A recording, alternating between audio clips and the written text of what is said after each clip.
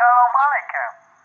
Gereja Katolik Indonesia berbangga karena putra terbaiknya diangkat menjadi kardinal oleh Bapak Suci, Uskup-Uskupan Agung Jakarta, yang utama Ignatius Kardinal Suharyo, resmi diangkat oleh Bapak Suci menjadi kardinal pada 5 Oktober 2019. Ia adalah kardinal ketiga dari Indonesia, setelah Kardinal Justinus dan Kardinal Julius.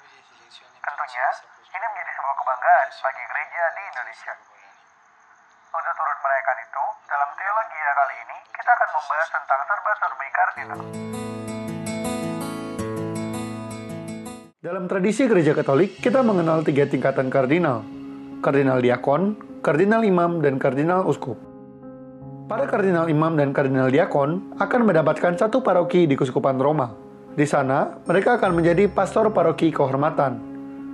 Namun, sebagai pastor paroki kehormatan, mereka tidak akan mencampuri urusan administratif gereja itu, dan mereka juga tidak harus menetap di sana. Lambang kardinal mereka akan dipajang di luar gereja itu, dan setiap mereka ke Roma, mereka wajib untuk berkunjung dan mempersembahkan misa di gereja itu. Sedangkan, untuk kardinal uskup, mereka dianugerahkan keuskupan kuno di sekitar kota Roma, yang sekarang sudah tidak ada lagi fisik gerejanya. Kardinal Suharyo sendiri diberi gelar kardinal imam dari Gereja Roh Kudus Veratella. Setelah dilantik, kardinal bukan berarti mereka akan tetap tinggal di Roma. Mereka akan kembali ke tempat perutusannya masing-masing dan nantinya akan dipanggil ke Roma jika ada kebutuhan dari Paus dan Vatikan. Rapat ini disebut sebagai konsistorium. Salah satu tugas kardinal yang selalu menjadi sorotan publik adalah untuk menentukan Paus baru. Karena tugas ini, para kardinal juga disebut sebagai pangeran gereja. Pemilihan Paus baru disebut konklav. Namun, untuk dapat memilih dan dipilih menjadi paus dalam konklav ini, seorang kardinal harus berumur di bawah 80 tahun. Saat ini Indonesia memiliki 2 kardinal. Selain Kardinal Suharyo, kita juga punya Kardinal Julius. Namun, Kardinal Julius saat ini sudah berumur 84 tahun, sehingga sudah tidak mungkin baginya untuk menjadi seorang paus. Kabar baiknya, Kardinal Suharyo saat ini baru berusia 69 tahun, sehingga ada kemungkinan baginya untuk kemudian hari menjadi seorang paus. Ada fakta menarik nih seputar pengangkatan kardinal. Untuk menjadi kardinal, sebenarnya kita tidak harus menjadi seorang uskup dulu loh.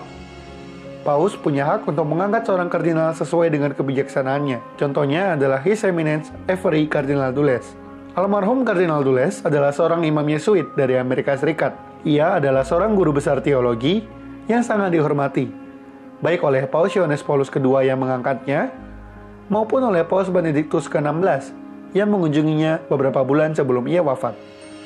Selain itu, ada pula yang disebut sebagai kardinal rahasia. Kardinal ini disebut sebagai kardinal in pectore, yang artinya di dalam dada. Kardinal ini diangkat secara rahasia oleh paus tanpa sepengetahuan orang lain. Bahkan, orang yang diangkat ini pun kadang tidak tahu kalau mereka sudah diangkat menjadi kardinal. Para kardinal ini diangkat secara rahasia dengan tujuan untuk melindungi mereka atau jemaah mereka yang keselamatan nyawanya akan terancam jika identitasnya terungkap. Tidak ada aturan khusus bagi paus untuk memilih kardinal berapa tahun sekali. Bisa jadi, tahun depan ada kardinal baru lagi. Semoga, mereka yang sudah ditunjuk sebagai kardinal ini dapat menjalankan misinya dengan penuh sukacita dan semangat pelayanan ya. Jangan lupa like kalau kamu suka video ini dan unlike kalau kamu tidak suka. Juga share dan komen agar semakin banyak orang yang mengerti tentang iman Katoliknya. Kevin pamit undur suara.